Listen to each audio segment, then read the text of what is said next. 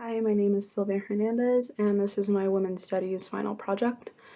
My project is on body physiques, specifically women of color in contemporary culture. So, my thesis for this project is how body types are implemented into the accepted standard of beauty, specifically how white bodies are more widely accepted than their non-white counterparts. I will demonstrate my thesis through the historical marginalization of bodies of color, while including white bodies and their attempts in executing marginalized body physiques. I will include how white bodies have become successful in establishing new standards of beauty, regardless of the bodies who were previously shamed for them. So I first want to go over how women of color have been perceived throughout the years. According to Fearing the Black Body, French aristocrat Arthur de Gavignon separated people by their skin demographic, in which he placed black people at the bottom. So this was an appearance hierarchy in which it was African Americans, Native Americans, Hispanics, Latinos, Asians, and then at the top of the ladder, white people, white bodies.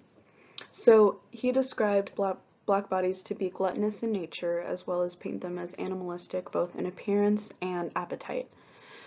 It's also important to note that fat phobia was really something that swept the nation during this time, as it was something that was threatening, but it was only threatening in certain bodies, which is an interesting dynamic to pay attention to.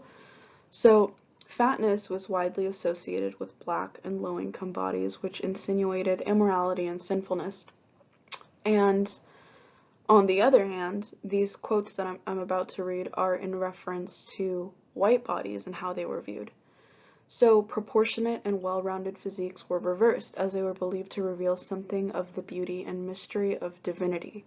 White bodies in the text are described as robust, desirable beauty when they are plump, while in black bodies there are hypersexualized undertones that insinuate black women are promiscuous or the provokers. So it's interesting to observe how, those perspectives on, we could argue the same bodies differ solely on the basis of skin color. So to conclude this slide, white bodies were portrayed in relation as the epitome of beauty. This next slide goes in depth about sex relations. I took information from the Racializing the Nation reading and observed the laws surrounding the governing of interracial sexual relations and how they heavily regulated black bodies to establish power relations within race. So again, inferiority was really measured by the color of one's skin. And I would even argue that in this time period, if, black people as a whole couldn't be generalized as the bottom of the tier, because women, I think, were even below black men in this time period. The reason I say this is because black women were considered chattel, in which their bodies were really only commodified to expand property and economic growth. This was done, through the product of a white slave owner, most of the times raping a black enslaved woman, and her child would then assume the status of his mother, his or her mother, and thus expanding a slave owner's wealth and, property. So in this next slide, I really wanted to incorporate contemporary culture references. So on the left, we have Sarah Bartman, also known as Hottentot Venus, and her whole life, she really was only placed as like a spectacle, something to be ridiculed, because as we can see, she has pretty outrageous features, but she is a naturally curvy woman. And on the right, we have Miss Kim Kardashian West, who has really set the standard for the 21st century, her and her family. Um, but I ask, what's the difference between these two women? And the irony is that they actually are posing in relatively similar ways. And the even more, it's not ironic, I think people have made this connection before. When I looked up Sarah Bartman, I didn't have to even look up Kim Kardashian West because she was right below her in the search results.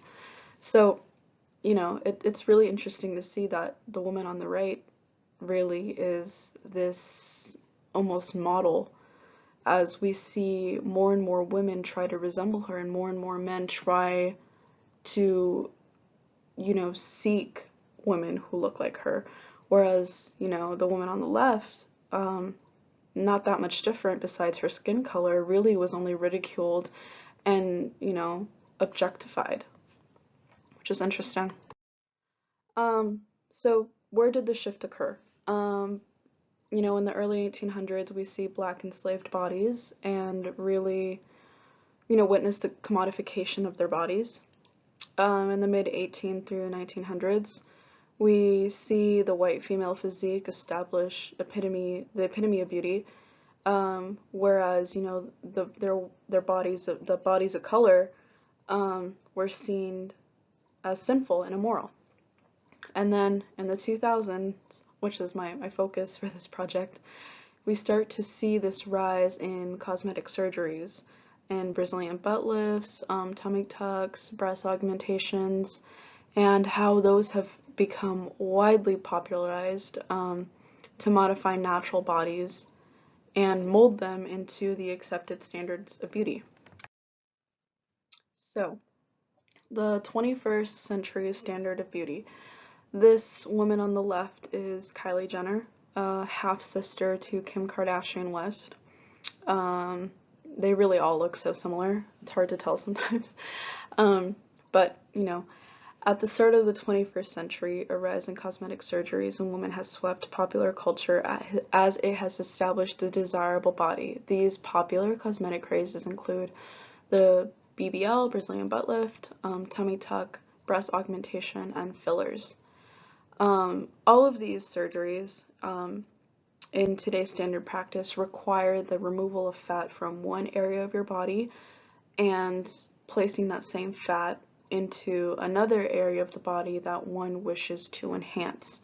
And it's kind of crazy that I know this, but it's pretty standard for people to get a BBL and a tummy tuck, because what people strive for is to have a tiny waist and bigger hips, bigger butt.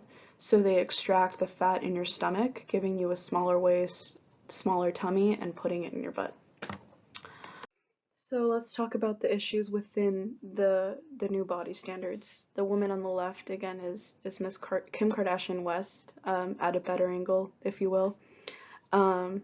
So according to China's cosmetic surgery craze, consultants report a 25% increase in women seeking nips and tucks. The most popular operation is putting an extra eye fold in eyelids and breast enlargements. The procedures aim to bring women closer to Western ideals of beauty. I meant to highlight that, I guess I didn't, but it's really interesting, even at an international level, see, bodies all over the world who may be dissatisfied with their appearance, and the model that they follow is that Western, ideal. At the rate of more than 8% per year, more and more people who are dissatisfied with their appearance can afford to change their physical appearance. Again, people who are not happy will strive to be happy by, modifying their body to resemble something that they're not. But they wish they achieve it. This next information is depicted from Thick in the Name of Beauty, and it's author testimony and her experience as being a black body in her years in grade school. She writes, "White women with authority over me have told me how wrong or dangerous or deviant my body was." this was in reference to her developing body in grade school and how, her white teachers, her white mentors would essentially kind of judge her, and deem her body again as being immoral and sinful, as we, learned in the previous texts. She tells of other instances where her male peers demonstrated interest in the white female body, and how we see the enablement of, these white peers, these white mentors who allow this sort of lustfulness over white women.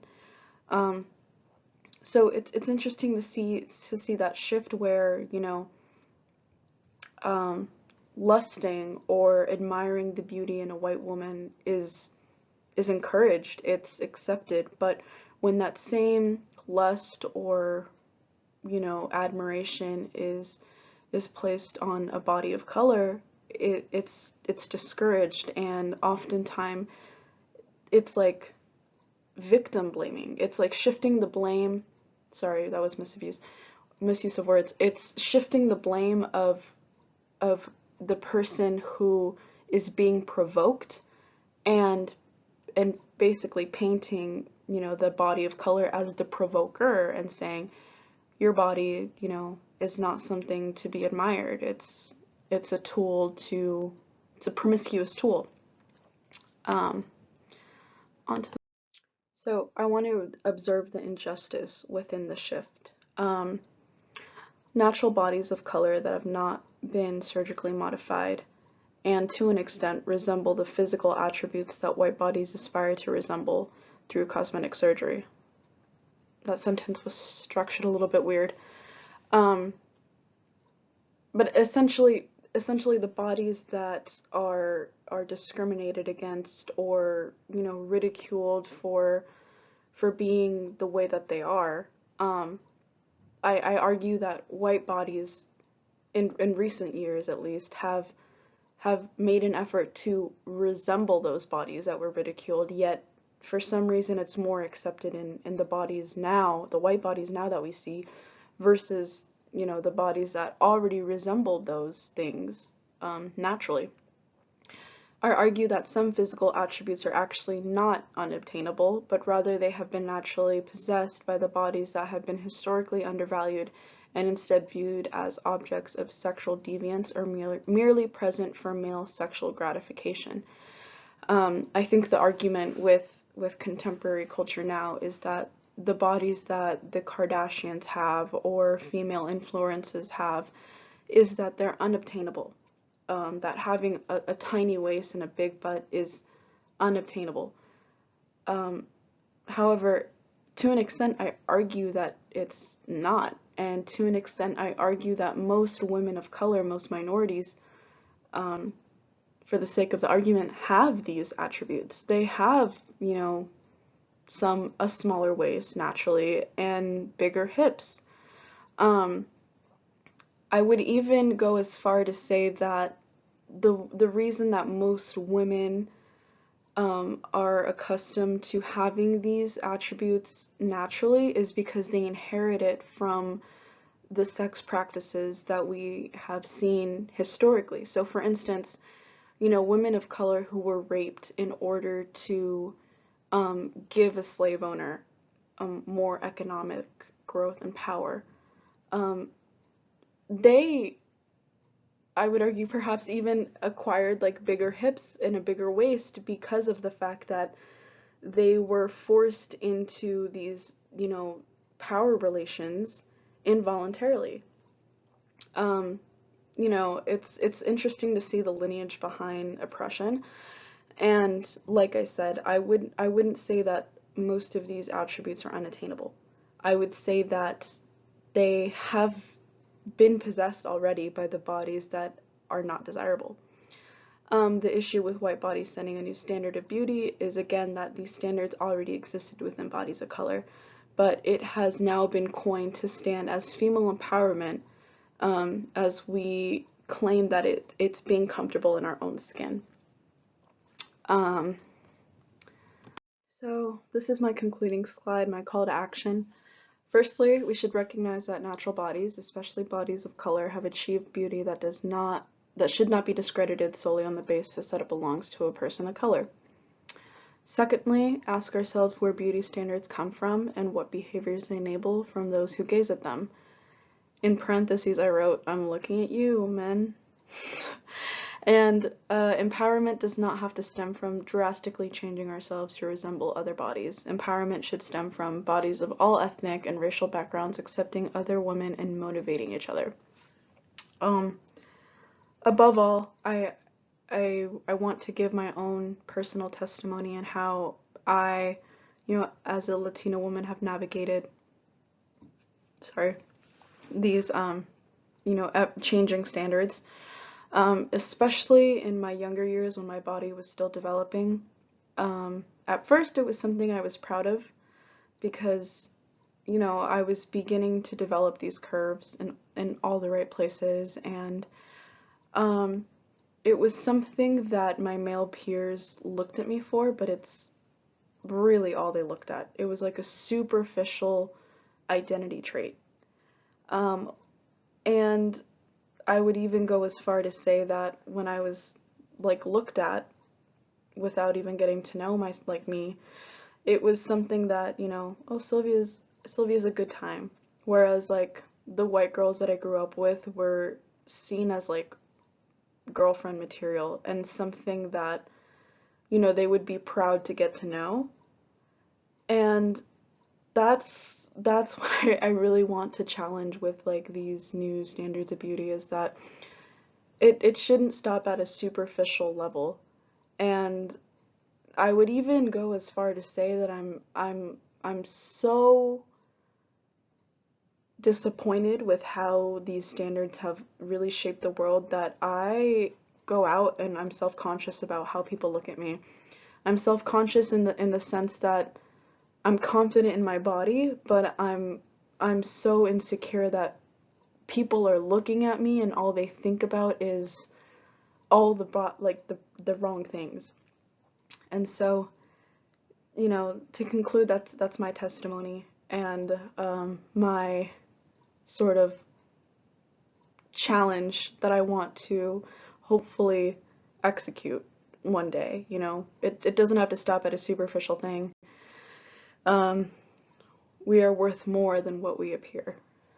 And this last slide is my references. Thank you for your time.